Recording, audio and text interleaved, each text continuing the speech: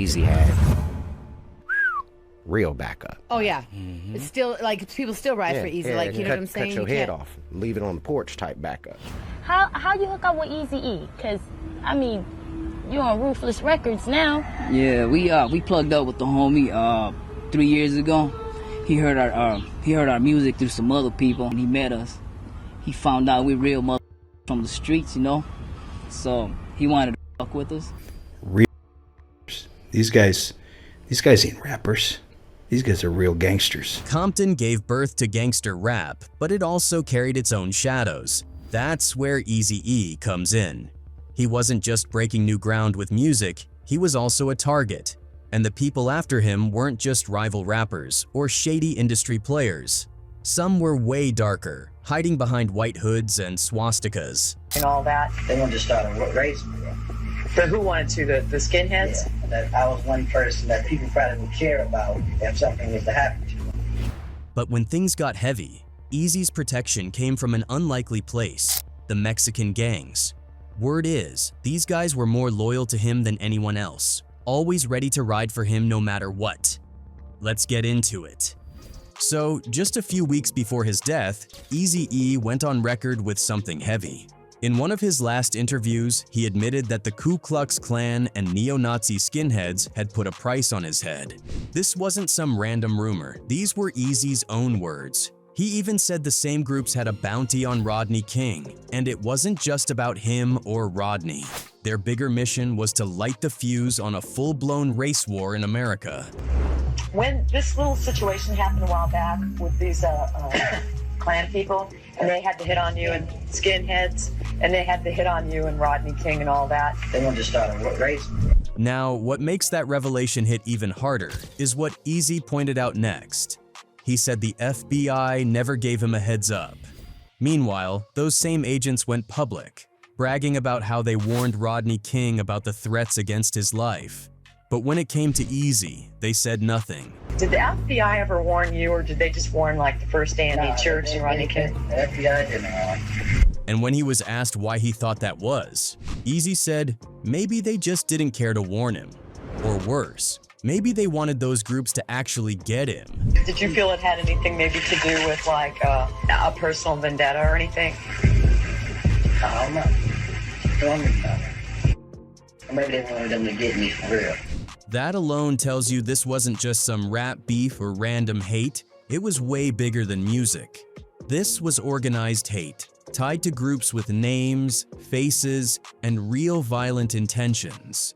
In the early 90s, law enforcement was already watching one of the main guys tied to all of this, a 20-year-old out of Long Beach named Christopher David Fisher. He was accused of running with the Fourth Reich Skinheads, and the things prosecutors said he was plotting was crazy. Their mission was clear: start a race war, and the blueprint for chaos was insane. They wanted to blow up the First AME Church. They wanted to assassinate Rodney King. They wanted to create a wave of violence that would rip the city in half. Fisher was so dangerous that when his case went before a judge, they denied him bail, even when his parents promised 24-hour supervision. The court wasn't buying it. But here's the part that's even more messed up.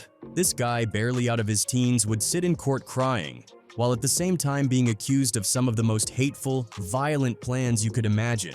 And the violence wasn't just theoretical. Prosecutors said he bragged about throwing a Molotov cocktail at a synagogue in Westminster. The fire didn't catch because of the rain, but the aftermath was ugly. Swastikas sprayed on the walls. The words "Die Jew Pigs" scrawled across it. He was also accused of pipe bombing the house and car of an Asian high school student in Lakewood.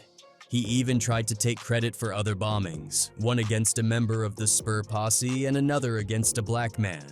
And then comes the part that ties directly back to Eazy-E. Federal agents flat out said that rap singer Eazy-E was on their assassination list, and alongside him was Reverend Cecil Murray from the First AME Church, Danny Bakewell from the Brotherhood Crusade, and of course, Rodney King. Eazy wasn't just paranoid, he was literally named in a federal investigation as a target for murder. They wanted to start a race war. So who wanted to? The Skinheads? Yeah, that I was one person that people probably would care about if something was to happen to them. The level of detail in their plots was chilling. One of the skinheads even described how Reverend Murray would be killed in the middle of a sermon, right as he said the words, "Justice will be done." That's when they planned to open fire on the congregation. If they thought out a hit like that in such detail, you already know there had to be a plan for Eazy too. The feds eventually caught on to the Fourth Reich skinheads through an 18-month undercover investigation. They were buying weapons, trading bombs, planning attacks.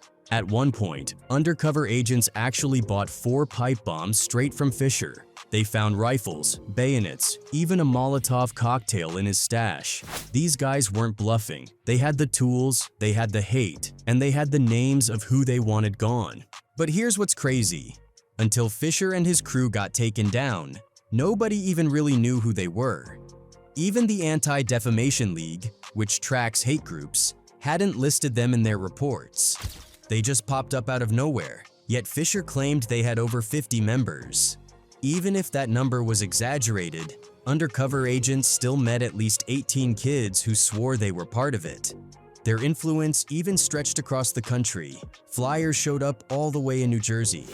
That meant this wasn't just some local clique of skinheads. This was a movement spreading from coast to coast. As Rabbi Abraham Cooper from the Simon Wiesenthal Center put it best, "You don't need a big group to make your point." And he was right.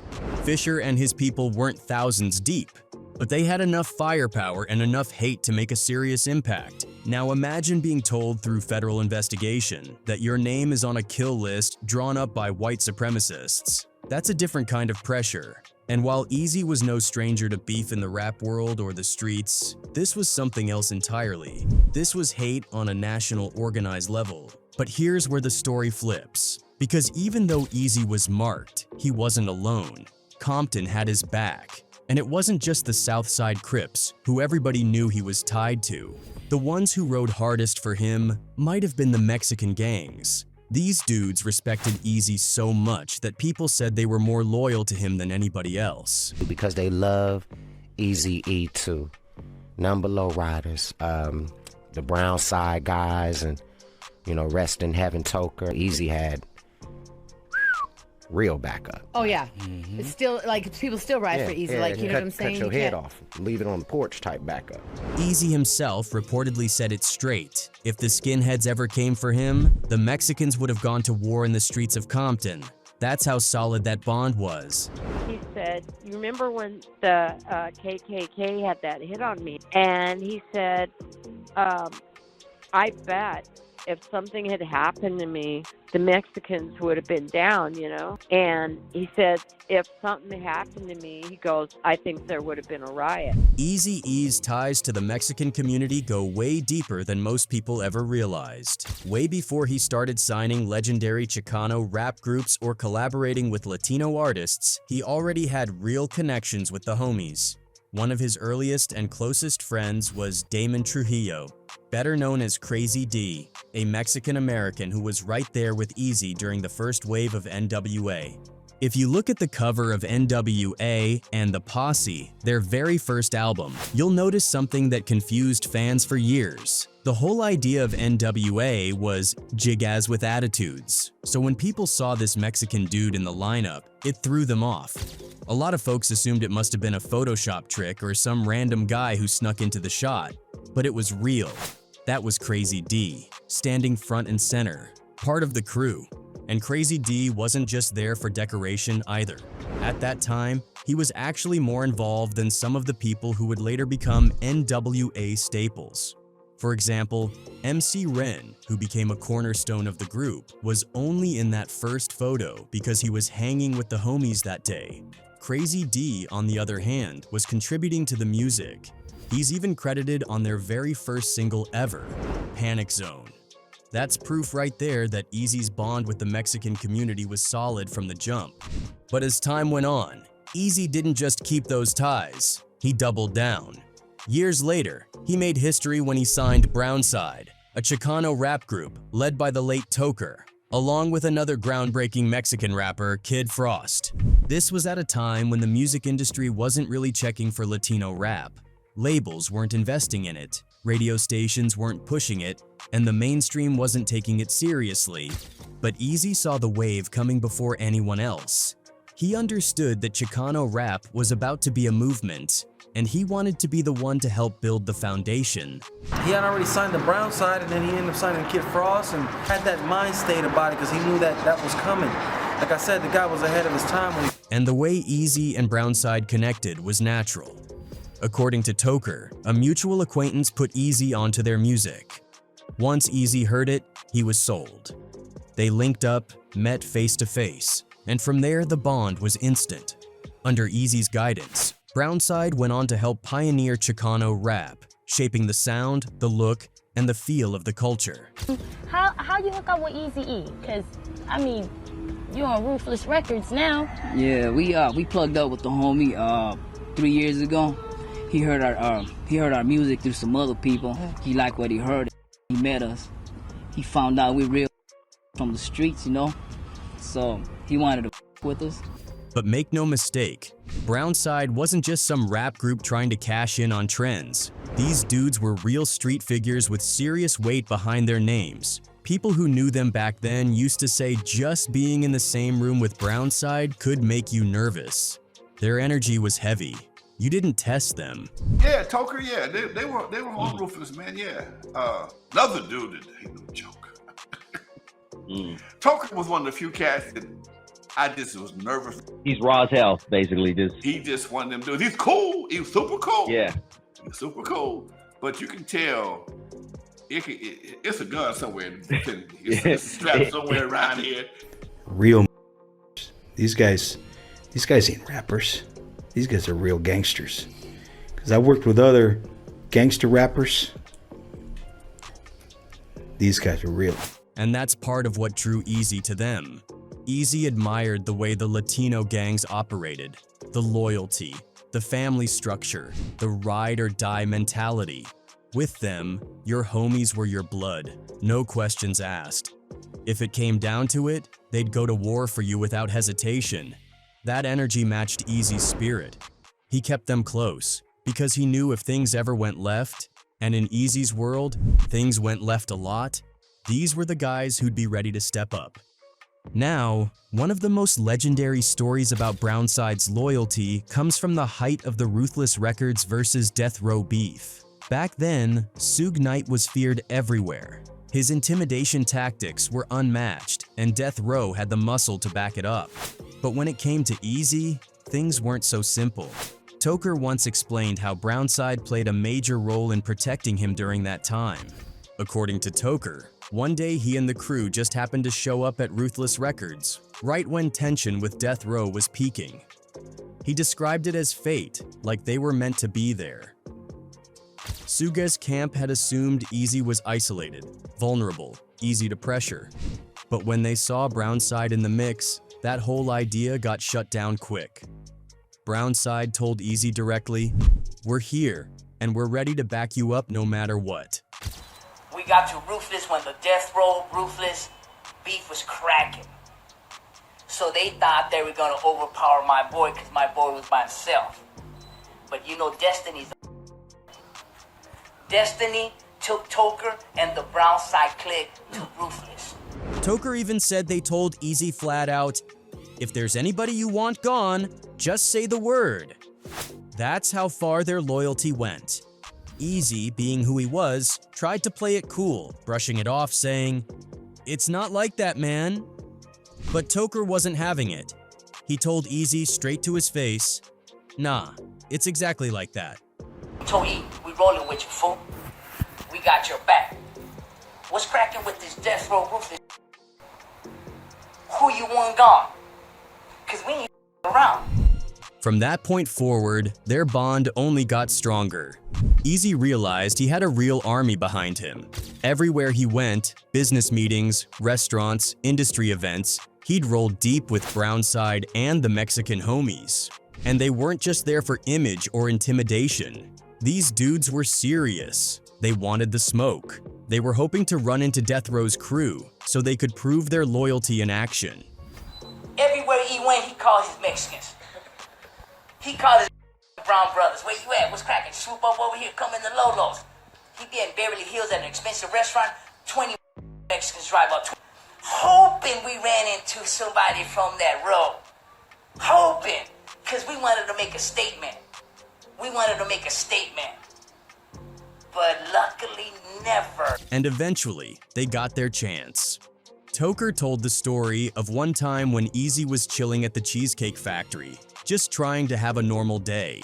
Suddenly, about 7 or 8 guys who claimed to be with Death Row pulled up and surrounded him. They tried to intimidate him, acting like they had him cornered. What they didn't realize was that Eazy was never truly alone. And there was like 7, 8 motherfuckers that claimed Death Row waiting for their cars to pull up because they were leaving the Cheesecake Factory. Right when my boy E walked past them, they all surrounded him. What's up? And they were saying the N-word. In an instant, the scene flipped. Out of nowhere, Mexican gang members filled the restaurant. Toker described it as feeling like they were standing in the middle of a packed soccer field, but every face around was Latino, and every one of them was riding for Eazy. And all of a sudden, them 7, 8 looked around like, we're surrounded. They thought they were at a Mexican soccer field surrounded by Mexican soccer players, but it was us. I said, what's up, man? You got beef with my brother Eazy? They were like, oh, damn. You got beef with my little brother Eazy? You got beef with me, And then my little homie started coming out with the heat. They were like, no, man. The Death Row affiliates realized quick that they were outnumbered and outgunned. Whatever intimidation tactic they thought they had just backfired. They scrambled to their cars and peeled out of there like their lives depended on it. And just to make sure the message stuck, Toker told them on the way out, "If you want to come back, you're more than welcome. We'll be right here waiting." Moments like that exposed the truth about Eazy's reputation. For instance, the famous slap story that was dramatized in Straight Outta Compton, where Suge supposedly roughed Eazy up into signing over Dre's contract, starts to fall apart when you hear accounts from people who were actually around. Guys like BG Knockout and Keef D both said the same thing. Sugi never laid a hand on Eazy, because if he did, he would have been declaring war on not just the Southside Crips, but also on the Mexican gangs who had Eazy's back. And that wasn't a gamble Sugi was willing to take. Eazy getting beat up. Yeah, by you Suge know. and his people.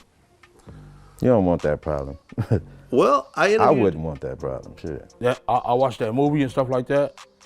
I don't think it's true because Eazy-E had the whole Alondra behind him. Even the so-called story of Suge threatening Eazy with his mom's address doesn't add up. People close to Eazy believe it was blown out of proportion, if it even happened at all. With his network of protection, Eazy wasn't the helpless victim some people paint him as.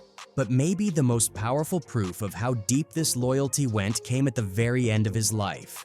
When Eazy's health started to fail, when he was at his weakest and most vulnerable, he didn't call on industry friends. He didn't call on business partners. He called on Brownside. It was Toker and his crew who he trusted enough to take him to the hospital.